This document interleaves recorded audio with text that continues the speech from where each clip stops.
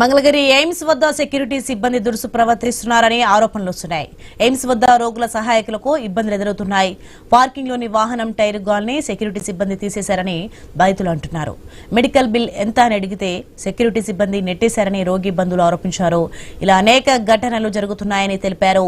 Security సిబ్బందిపై చర్యలు తీసుకోవాలని బాధితులు డిమాండ్ చేస్తున్నారు.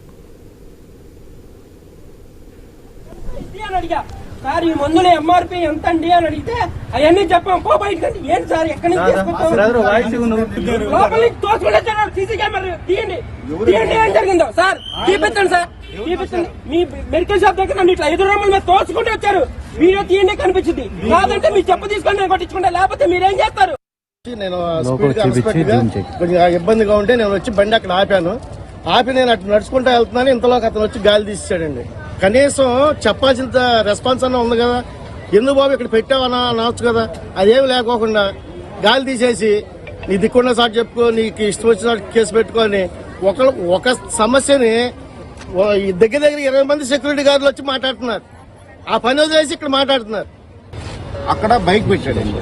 వాళ్ళ పేషెంట్ అర్జెంట్ గా రమ్మన్నారని చెప్పేసి బైక్ పెడితే ఇల్లు వచ్చే లోపల గాలి తీసేశారు.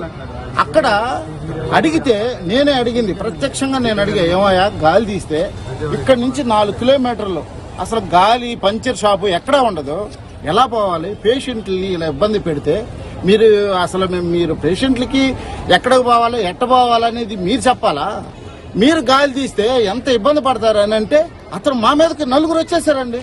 నా మీద కొట్లాడుకు వచ్చారు. ఎంత దుర్మార్గంగా ఉన్నారు వీళ్ళు. నేను కంట్రోల్ రూమ్ పేరుని నాశనం చేద్దామని చేస్తున్నారు. అడ్మినిస్ట్రేషన్ ఆఫీస్కి వెళ్ళాను సార్, నా కష్టం చెప్పుకుందామని. లోపలికి రానివ్వట్లేదు సార్. అడ్మినిస్ట్రేషన్ నేను ఇదండి నా ప్రాబ్లం ఇదండి అని కంప్లైంట్ పెట్టగలితే అలాంటి కంప్లైంట్లు ఎన్నో వస్తే పట్టుకెళ్ళిపోతే ఏం ఉపయోగం ఉండదు. వాళ్ళు ఏమీ చేయలేరని చెప్తున్నారు సార్.